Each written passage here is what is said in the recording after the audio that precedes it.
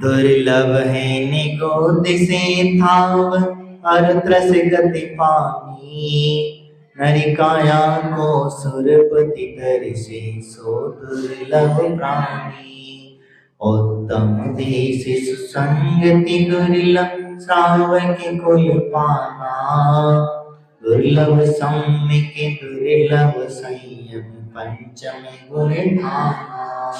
दुर्लभ रत्नात्रय आराधन दीक्षा का दरिया।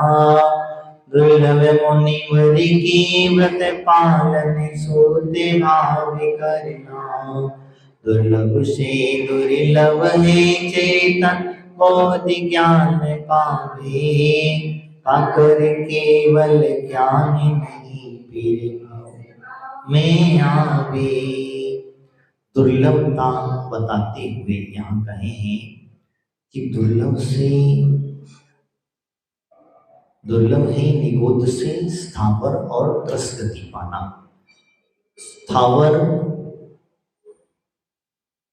5 स्थावर,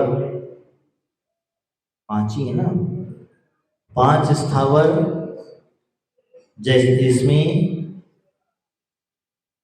जल, अग्नि, वायु, वनस्पति और पृथ्वी रहे, ये 5 स्थावर हैं।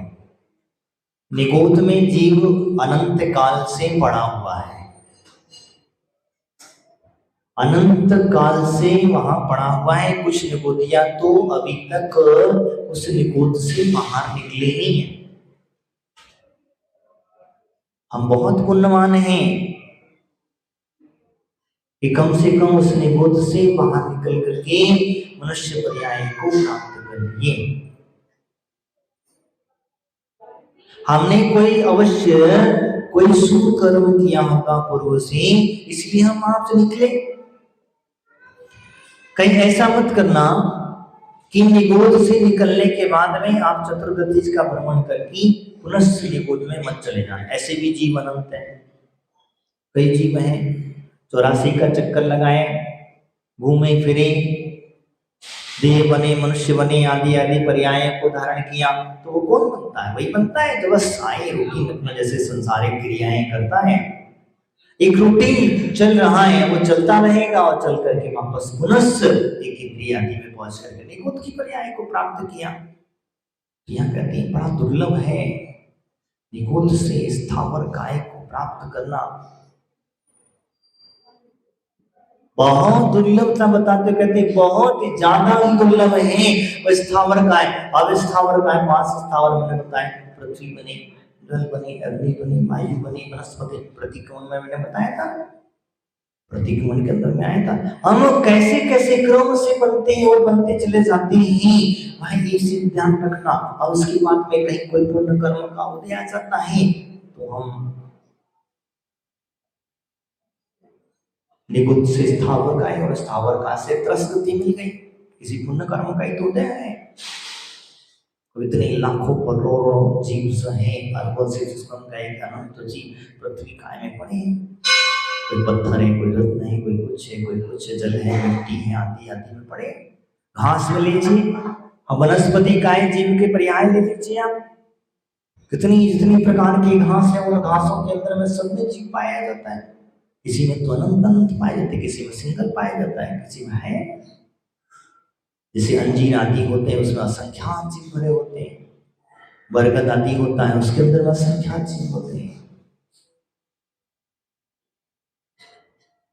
और हम बड़े शौक से खा लेते हैं, पता ही नहीं चलता।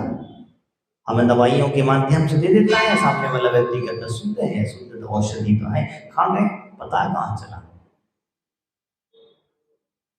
शहद आदि एक बूंद के अंदर में 7 गांव को जलाने के बराबर जीव हैं, कितनी सोचो।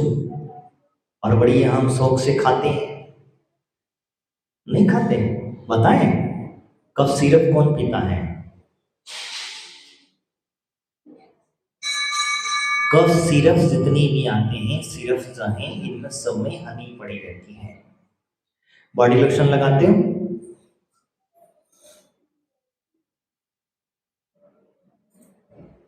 क्या हो गया? वो फूल खुल रहे हैं,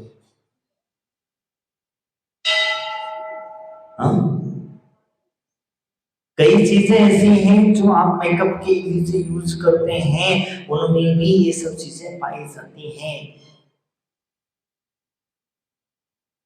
सुख से पढ़ लेना कभी धीरे से, इसमें लिखा रहता हनी। हाँ आता है। चिन्ह से तुम्हारे यहाँ तो कोई बतलाना नहीं है हमसे। जो चीजें हैं शुद्ध और अशुद्ध के चिन्ह की कोई विषय नहीं है इसमें, क्योंकि गवर्नमेंट इसे शुद्ध मानती है, शाकाहार मानती, मांसाहार नहीं मानती। चिन्ह अंकित कहाँ से आएगा? चिन्ह उसके ऊपर होता है जो शाकाहार और मांसाहार के होता। मांसाहार है तो लाल का है और शाकाहार है तो ग्रीन का। लेकिन वो अंडे को भी शाकाहार मानती है, अंडे को भी शाकाहार मानती, तो अंडे जिसमें पड़ा रहता है उसको भी ग्रीन चिन्ह लगा रहता, फिर क्या मान लोगे? नहीं। तो मैं आपसे जो कहना था, चुस्की चुस्की जो मान्यता है मैं तो आपसे यहाँ जो चर्चा कर रहा हूँ कि आप सोचिए विचार करके, एक कितनी चीज में भी इतनी जीव हम लोगों की जीवों की हिंसा ना करें। कभी क्यों विचार करना, एक जीव को भी देख करके ये विचार करना, पानी अगर ढोल रहे हो, फेंक रहे हो, ऐसे कर रहे हो, बिना चला पानी फेंक रहे हो, ये विचार करना कि पानी के अंदर में जो जीव है वो जीव कोई और नहीं है क्या? क्योंकि इस जल काय के धारण करके आया हूं मैं। इस कष्ट को मैंने सहा है, मैं जान सकता हूँ। इस पीड़ा को मैंने सुना है, देखा है, तो अनुभव किया है, तो मैं जान सकता हूँ कि जल फैलाने से क्या होता है। होता है कि नहीं होता? पर आप क्या लेते हो? सन पानी इतना फैला देते हो, ज्यादा तेल साबुन लगा लेते हो, एसिड डाल देते हो, सर्फ आदि डाल करके आप उनको बढ़िया फेंक देते हो। और अगर कहीं की जगह तो हम देखते इतना बस मोटर चालू करिए और फैल रहा है। कितने जीवों की हिंसा हो रही, क्या कभी विचार किया? हाँ, कभी विचार किया, चिंतन किया? नहीं किया। तो इसीलिए मैं आपसे कह रहा हूं कि जब कभी वो जल काय के जीव जल में जब चलने की आवश्यकता पड़े, जल में कभी व्यवस्था समझने की कोशिश करो, ध्यान रखना एक बिना छना पीना, अनछना पानी मत पीना। अनछना पानी एक बूंद भी अगर आपके अंदर एक गिलास में पूरा खराब खत्म, बिल्कुल। जीवों के साथ, क्योंकि हम शाकाहारी हैं तो शाकाहारी हैं तो शाकाहार बन करके रहें, हमारा नियम है। हमारे पूर्वज जो हैं डोर कड़ी साथ में लेकर के चलते थे।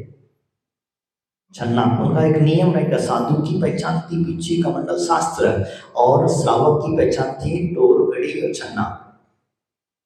समझ में आया क्या? दौड़ गड़े चलना, तुमने तुम्हारी पहचान खत्म कर दी, हमारी पहचान हमारे पास में है। इससे हम निराश समझे जाते हैं। तुम श्रावक हो तो श्रावक कौन कहेगा तुमसे श्रावक हो? तुमने कभी शर्म लगती है? आजकल तो बोतल वाला सिस्टम आ गया। कौन सा? कौन सा? जिसमें न जाने कितने जीवों की लार भरी होती है, उसको कहते हैं बिस्लरी। और क्या कहेंगे हम? जिन जीवों की लहारी तो कहेंगे, मरे हुए जीवों की मार तो कहेंगे। और क्या कहेंगे? वो लोग कहते फिल्टर कर, क्या फिल्टर करें उन्होंने? फिल्टर करने के बाद में क्या वो छन्ना साफ किया या फिल्टर साफ किया? नहीं किया। प्रेशर से आया पानी फेंक देता। प्रेशर जो होता है, मशीन लगी रहती है, मशीन के अंदर प्रेशर से फेंकता है, और प्रेशर से जब जीव तो मरेगा। जलकाय जीव कितनी जान देती है उसमें, है कितनी जान लगती है? तो नक्सी जान लो तो कभी दबाने की जरूरत है। वो तो वह धक्का लगते ही वह मृत्यु को पा जाता है, उसमें धक्का प्रेशर से आता है। तो आप क्या करते हो? क्या अब तुम लोग कई बार मैंने कहा अपने घरों से थैलियां निकालना बंद कर दो। थैलियां निकाल दो, थैलियां जो नलों को बांध रखी हैं आप लोगों ने, इसे निकाल दो। क्योंकि इसमें जितनी जीव हिंसा तुम कर रहे हो, गुनी जीव हिंसा कर रहे हो। क्या आपने कभी विचार किया? उस थैली को कभी साफ किया, सुखाया कभी उसको? थैली को सुखाया? नहीं सुखाया। हमने पलटी करी? नहीं करी। रोज साफ करने से क्या, दिन भर में 24 घंटे जब जरूरत पड़ी तब नल चालू किया, थैली वहीं की मिलट की। हमारे आचार्य भगवंत कहते हैं कि तुरंत जल छाट करके बिलछानी उसकी जगह पर पहुंचा दो, तुरंत की तुरंत साफ करो, बिलछानी को अपनी जगह पर पहुंचाओ। तो लेकिन हम नहीं, तो हम इसलिए आलसी और प्रमादी बनते चले गए और धीरे धीरे करके आजकल नया जमाना आ गया बिस्लरी। क्या हो गया? हमारे अंदर रोग प्रतिकार क्षमता खत्म हो गई। जितना व्यक्ति बिस्लरी पीता होगा वो व्यक्ति के अंदर की रोग प्रतिकार क्षमता, उसको रोग बहुत जल्दी घेर लेते हैं, बहुत जल्दी पकड़ लेते हैं। और जो व्यक्ति नलका कुएं का पानी पीने वाला व्यक्ति होगा, वो व्यक्ति को क्या, नदी का पानी पीने वाले व्यक्ति को देखो, क्या तुम एसी से बाहर निकल के बता दो, चलो 10 मिनट बाहर रह के दिखा दो। जिसको 24 घंटे एसी में रहने की आदत हो, उस व्यक्ति से कह दो कि 10 मिनट आपको 15 मिनट बाहर जाकर के बैठना है, तो क्या तमाम पूरा पसीने से तरबतर हो जाएगा। क्यों? क्योंकि उसको आदत ही नहीं है, इसीलिए रोग प्रतिकार क्षमता उसकी कम होगी, मैं जवाब से रहेगा। तो यानी कि वो एक इंद्रिय में भी वह प्राप्त करा, यानी कि 5 स्थावर पर्याय को प्राप्त किया। क्रम क्रम से इसी प्रकार से लगा लेना। अग्नि आदि है, जल है, वायु है, वनस्पति आदि आदि जो है, एक उदाहरण बताया। इन सब में मैंने जन्म मरण प्राप्त किया है।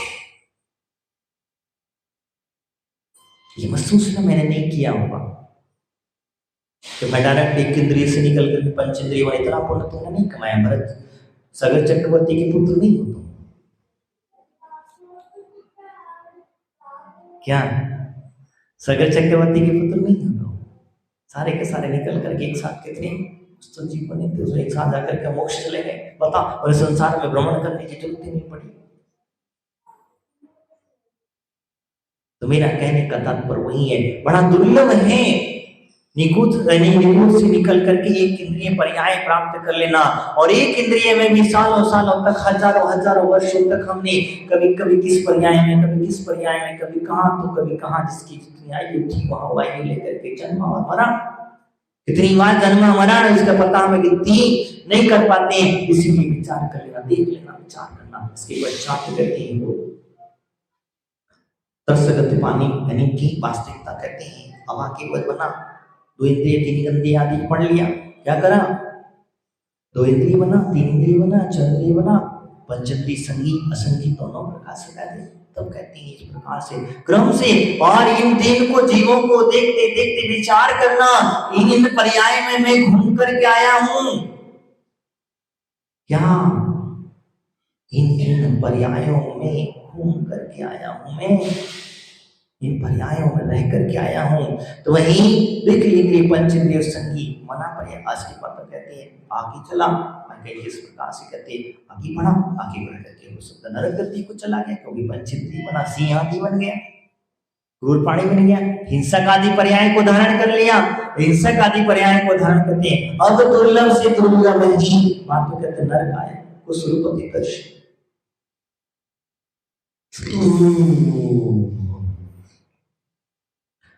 वही कहते दुर्लभ से दुर्लभ है, इसके बाद में कहते नरक आया, नरक पर्याय को उत्तम प्राप्त कर लिया, मनुष्य बन गया। क्या हो गया? हाँ, मनुष्य बना, मनुष्य बना। तो मनुष्य बनने के बाद में भी वह कहते हैं, वास्तविकता कहते हैं, हरि कन्या को सुरपति दर्शन सो दुर्लभ प्राणी ध्यान रखो, देवता भी तरसते हैं इस मनुष्य पर्याय को प्राप्त करने के लिए, देवता तरसते हैं। जब कब तरसते हैं? जब भगवान की पालकी उठाने का नंबर आता है, तब वो देवता अपनी इस नर पाया को समझ करके, देव पर्याय को प्राप्त कहते हैं। उस समय पर उन्हें अपना बोध होता है, वो कहते हैं बड़े देखो हम सोधर्म इंद्र हैं, हमने इंद्र हैं, फलाना इंद्र है। इस इंद्रता पद को प्राप्त करने के बाद भी हमें देखो भगवान की पहले हमने सारे कल्याण बनाए, सबसे पहले हम जाकर के पहुंचे, लेकिन भगवान की पालकी नहीं उठा सके, भगवान की पालकी नहीं उठा सके। भगवान की भक्ति सब कुछ कर सकते हैं, लेकिन पालकी क्यों नहीं उठा सके? क्योंकि उनके अंदर में संयम नहीं है। क्या नहीं है? संयम नहीं है। और वो संयम नहीं होने की वजह से देवता जो है अपने आप को धिक्कार कहते हैं। वहां पर वही कहते हैं, वास्तविकता समझ करके न मैं कहता ना सूर्यपति से सूत्र प्राणी इन्हीं नर काया आपको प्राप्त हुई है, मनुष्य पर्याय प्राप्त हुई है, इसको व्यर्थ मत गवा देना। नर सुरु काया यानी मनुष्य पर्याय आपको प्राप्त, इसको व्यर्थ मत गवा देना। बहुओं में घर गृहस्थी के कार्य में मत गवा देना, बच्चों के लालन पालन में मत गवा देना, दुकानदारी ऑफिस के चक्कर में मत गवा देना। भोगोगे ये सब जो तुम्हारा पुण्य का फल है तुम्हें अपने आप मिल जाएगा, क्योंकि तुम अपने पुण्य को, मैंने हमेशा कहता आया हूं, तुम अपने पुण्य को बढ़ाते चले जाना। और जैसे जैसे तुम्हारा पुण्य बढ़ता चला जाएगा, ये तो आज ही कल नहीं, कल पता नहीं, आज तुम तुम्हारे को जिसको बच्चे को बेटा बेटा बेटा बेटा कहकर हो सकता है वो तुम्हारा बाप बन जाएगा। और ऐसा हुआ है। 18 नाते गोते की कथा पढ़ लेना। क्या जिसे तुम आज बेटा बेटा कह रहे हो वो कल तुम्हारा पिता भी बन सकता है। जिसे तुम माता माता कह रहे हो वो कल तुम्हारी धर्म पत्नी भी हो सकती है, और धर्म पत्नी कभी तुम्हारी माता भी हो सकती है। इसमें किसी प्रकार की तो राय नहीं है। तो मनुष्य पर्याय आपको प्राप्त हुई है, तो मैं आपसे कह रहा हूं इसे व्यर्थ मत गवा देना,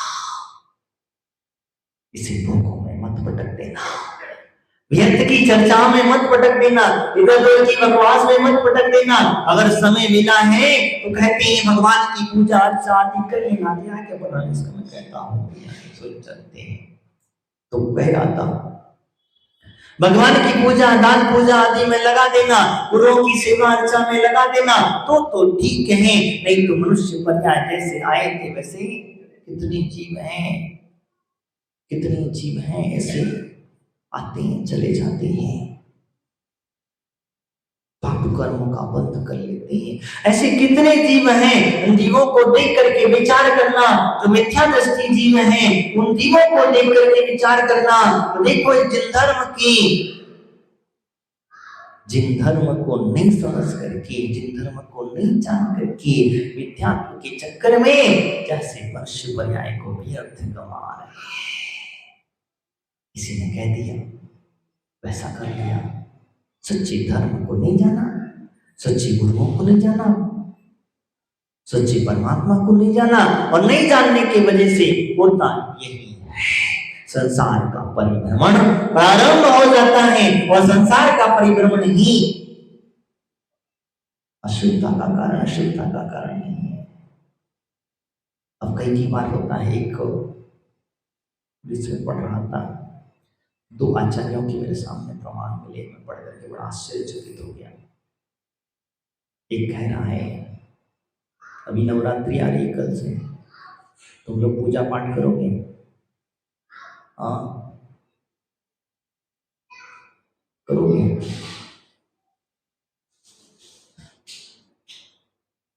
क्या मुझे क्या पता, करते हैं, कराने वाले करते हैं, विशेष साधना करते हैं, विशेष विशेष विशेष काम होता है। लेकिन जैन सिद्धांत में इसका कहीं से कहीं तक कोई वर्णन नहीं है। मैंने अभी तक जितने शास्त्रों का स्वाध्याय किया है उनमें इसका कहीं से कहीं तक कोई वर्णन नहीं मिला। लेकिन हिंदू संप्रदाय के अंदर में इसका वर्णन अवश्य है। हिंदू संप्रदाय के अंदर में देवी देवताओं आदि की पूजा अर्चा आदि करती है। आज पितृपक्ष खत्म हो रहा है, अपने पितरों को, भूतों को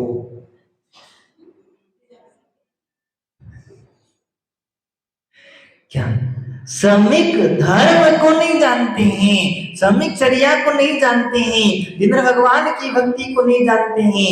व्यक्ति उनको जो मर गया चला गया वो क्या वो तुम्हारा खाना खाने आएगा? तुम्हारी श्रद्धा तुम्हारे पास में नहीं कहता, लेकिन थोड़ा सा विचार करो, चिंतन करो, विचार करो कि हमारे आचार्य भगवंत कहते हैं कि 3 समय के अंदर अंदर में वो अपने दूसरी पर्याय को जैन सिद्धांत कहता है 3 समय के अंदर अंदर में वह दूसरी पर्याय को धारण कर लेता है, वो चाहे वो किसी भी पर्याय में हो, क्योंकि उसकी पर्याय में दूसरी में रहता नहीं है, उसकी आत्मा कभी भटकती नहीं है। लेकिन जो जिसको मानता है मैं मान्यता को नहीं करूंगा, लेकिन हमें संतुलन करना। मैं यहाँ से यहाँ जो कह कि आपने जो मनुष्य पर्याय प्राप्त की है, वो मनुष्य पर्याय देवता भी तरसते हैं जिस मनुष्य पर्याय को प्राप्त करने के लिए। ऐसी मनुष्य पर्याय को कहते हैं वास्तविकता दुर्लभ है।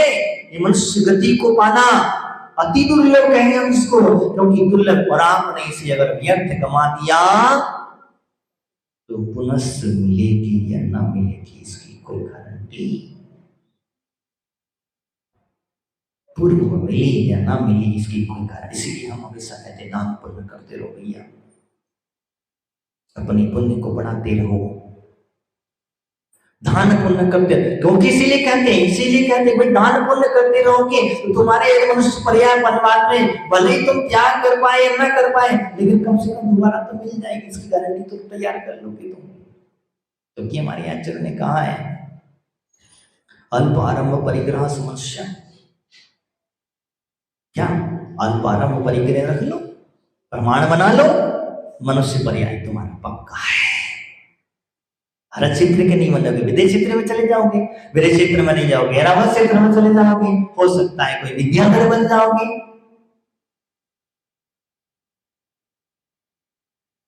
हो सकता है पुण्य का संचय। जब तक तुम्हारा पुण्य नहीं होगा तब तक आपको ये बड़े बड़े चीजें नहीं मिलेगी। तो यहाँ जो कहना तुम्हारा काया को सुरपति दर्शन सुदुर्लभ प्राणी उत्तम देश सुसंगति दुर्लभ श्रावक कोई पाना, बहुत कह दिया। अब बता दो उत्तम देश मिला आपको, कौन सा देश? कौन सा देश?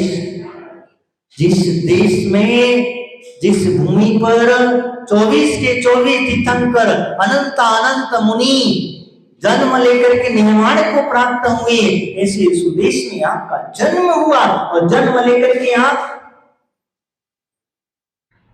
क्या आपका जन्म हुआ ऐसा प्राप्त किया है कि उत्तम देश को सुसंगति, सुसंगति क्या ये बड़ी चीज खतरनाक है। अब यहां से जीव भटक रहा, 2 जगह जाएगा, एक तो दुर्गति दुसंगति के जाएगा, एक सुसंगति के जाएगा। सुसंगति क्या है? सुसंगति क्या है? मुनिराज आदियों की संगति करना, ये सुसंगति है।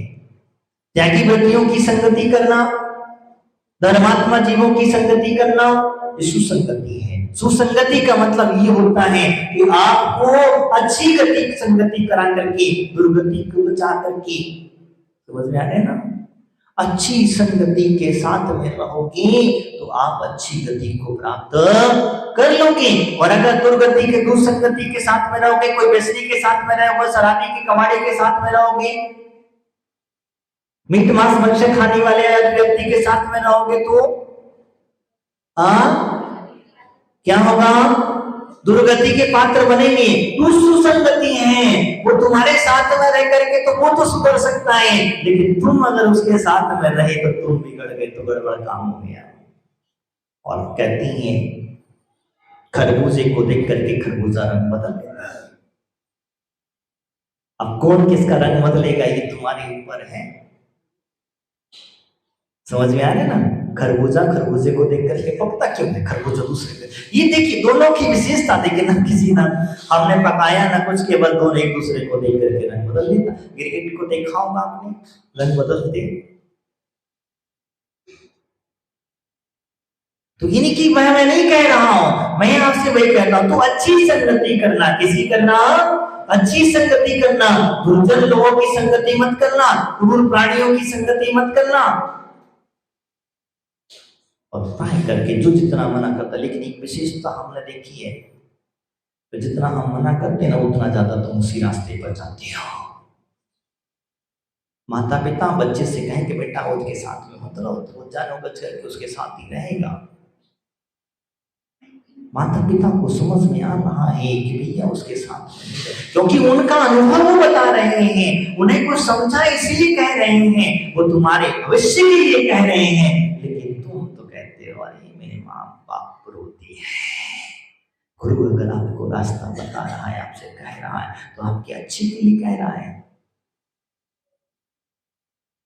आपसे गुरु की संगति किए हैं, गुरु अगर आपको कह रहा है तो अच्छे के लिए कह रहा है। तो जैसे आपको संगति के साथ में रहते हो तो आपको बोलने की जरूरत नहीं पड़ती। जैसे कोई व्यक्ति मुनि महाराज के साथ में कई दिनों से रहते उसके अंदर में जैसे किसी रात में भोजन करता तो वो रात में छोड़ देगा, संगति का असर पड़ेगा, नहीं खाएगा, त्याग ले या ना ले, लेकिन संगति उसकी कहती है धीरे धीरे करके व्रत नियम आदि को धारण करेगा। क्यों? क्योंकि वो जैसी संगति में रह रहा है उसकी संगति वैसी होती चली जाती है। और इसलिए कहा जाता है संगति का विशेष करके ध्यान रखना, अच्छी संगति में रहना। दुर्जन लोगों की संगति बिल्कुल मत करना, और दुर्जन ही व्यक्ति पर कभी विश्वास मत करना, क्योंकि हम लोग से ज्यादा सज्जन व्यक्ति पर विश्वास नहीं करते, दुर्जन पर जल्दी करते, क्योंकि वो मायाचारी बड़ी मीठी